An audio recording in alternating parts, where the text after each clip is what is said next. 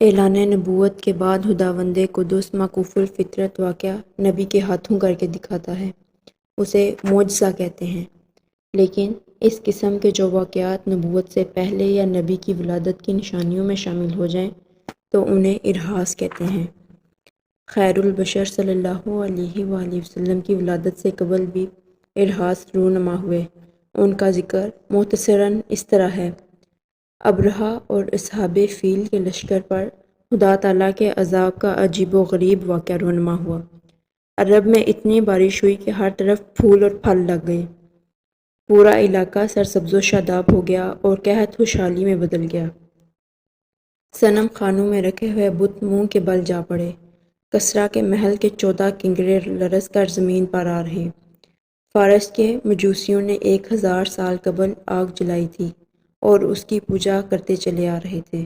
ان کا کہنا تھا کہ یہ آگ 1000 سال سے مسلسل جل رہی ہے، لیکن جب حضور صلی اللہ علیہ وآلہ وسلم کا ظہور دنیا میں ہونے لگا تو یہ آگ بجھ گئی، کیونکہ آپ صلی اللہ علیہ وآلہ وسلم اس دنیا میں جلائی گئی ظلم کی آگ ہی تو بجھانے کے لیے آ رہے تھے۔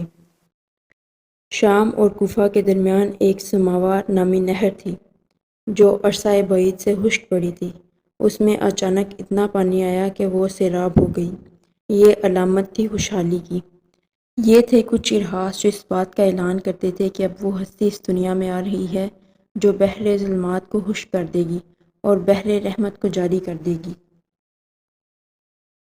حضرت محمد صلی اللہ علیہ وآلہ وسلم کا اس دنیا میں آنا اور یہاں سے ظلمت کے اندھیروں کو مٹانا بنی نوع انسان پر ایک بہت بڑا احسان ہے۔ رحمت للعالمین صلی اللہ علیہ وآلہ وسلم نے اس دنیا میں تشریف لا کر حق و نیکی، صداقت و دیانت، غفور و درگزر، رحم دلی اور غریب نوازی کا وہ عملی نمونہ پیش کیا جسے دنیا میں کوئی دوسرا انسان یا پیغمبر پیش کرنے سے قاصر رہا۔ رب العالمین اپنی مقدس کتاب میں فرماتا ہے، پارہ نمبر 22 سورہ الاحزاب آیت نمبر 56، بسم اللہ الرحمن الرحیم، ان اللہ وملائکتہ یصلون علی النبی یا ایہا الذین آمنوا صلوا علیہ وسلموا تسلیما۔ اللہ تعالیٰ اور اس کے فرشتے اس نبی پر رحمت بھیجتے ہیں، اے ایمان والو تم بھی ان پر درود بھیجو اور خوب سلام بھیجتے رہا کرو۔ قرآن میں اور قرآن سے پہلی الہامی کتب میں ارہاس سے بھی پہلے سردار الانبیاء خاتم النبیین صلی اللہ علیہ وآلہ وسلم کے ظہور پذیر ہونے کی مصدقہ اطلاعات دے دی گئی تھیں۔ یہ خبریں صرف دین حق پر ہی منحصر نہ تھیں، بلکہ دنیا کے دیگر مذاہب کے بانی اور ان کی کتب میں بھی حضرت محمد صلی اللہ علیہ وآلہ وسلم کی تشریف آوری کا تذکرہ بڑے اہتمام کے ساتھ موجود ہے۔ سردار الانبیاء نبی آخر الزماں صلی اللہ علیہ وآلہ وسلم کے جد امجد ابو الانبیاء حضرت ابراہیم علیہ السلام نے رب کائنات کے حضور دعا کی کہ اے میرے رب، میری آل میں سے رسول بھیج۔ اللہ تعالیٰ نے آپ کی دعا قبول فرمائی اور حضرت اسماعیل علیہ السلام کی اولاد میں سے حضرت محمد صلی اللہ علیہ وآلہ وسلم کو مبعوث فرمایا۔ اسی لیے نبی کریم صلی اللہ علیہ وآلہ وسلم فرماتے تھے کہ میں اپنے باپ حضرت ابراہیم علیہ السلام کی دعا ہوں۔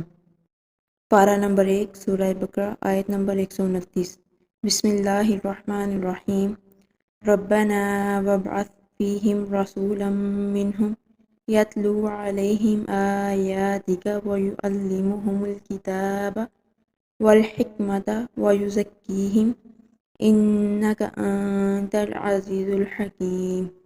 اے ہمارے رب، ان میں انہی میں سے رسول بھیج جو ان کے پاس تیری آیتیں پڑھے، انہیں کتاب و حکمت سکھائے اور انہیں پاک کرے، یقیناً تو غلبہ والا اور حکمت والا ہے۔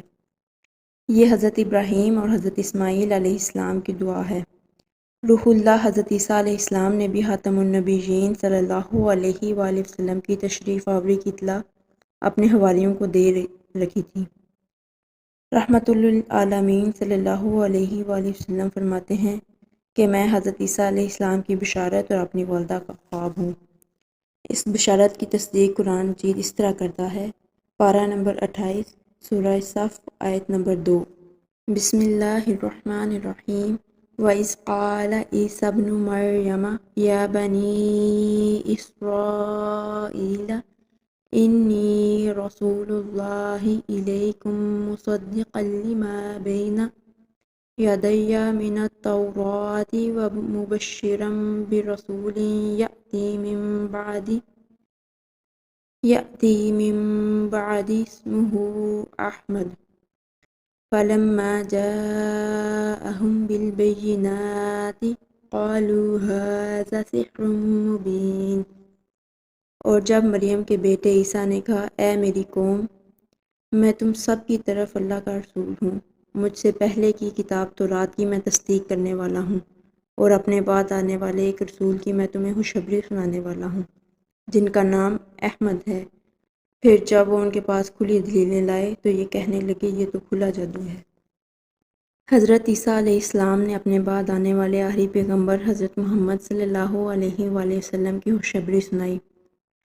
آپ صلی اللہ علیہ وآلہ وسلم نے فرمایا انا دعوت ابی ابراہیم و بشارت عیسیٰ، میں اپنے باپ ابراہیم علیہ السلام کی دعا اور عیسیٰ علیہ السلام کی بشارت کا مصداق ہوں۔ حضرت موسیٰ علیہ السلام نے اپنی قوم سے کہا کہ تمہارا خدا تعالیٰ ایک پیغمبر میری طرح بعد کے آنے والے زمانے میں اٹھائے گا، تم لوگ ان کی بات ماننا۔ ہندو مذہب کے ویدوں میں ایک عظیم شخص کی آمد کی پیش گوئی کی گئی ہے جس کا نام سنسکرت زبان میں مہادیو آیا ہے، جو ریگستان کا رہنے والا ہوگا۔ ایک اور لفظ مہومت بھی آیا ہے جس کے معنی ہے عظیم مذہب۔ یہ لفظ حضرت محمد صلی اللہ علیہ وآلہ وسلم سے مشابہ کرتے ہیں۔ بدھ مذہب کے بانی گوتم بدھ نے اپنے پیروکار اور ساتھی انندا کو مخاطب کر کے فرمایا تھا میں نہ تو پہلا بدھ ہوں اور نہ ہی آخری۔ پارسی مذہب میں بھی نبی آخر الزماں صلی اللہ علیہ وآلہ وسلم کی تشریف آوری کی پیشگوئی موجود ہے۔ پارسی مذہب کی کتاب دساتیر 14 میں لکھا ہے وہ عرب کے ریگستان سے تشریف لائیں گے اور ان کے دین کو پارسی لوگ بھی قبول فرمائیں گے، اور پھر وہ اپنی بت پرستی اور آتش پرستی سے باز آ جائیں گے۔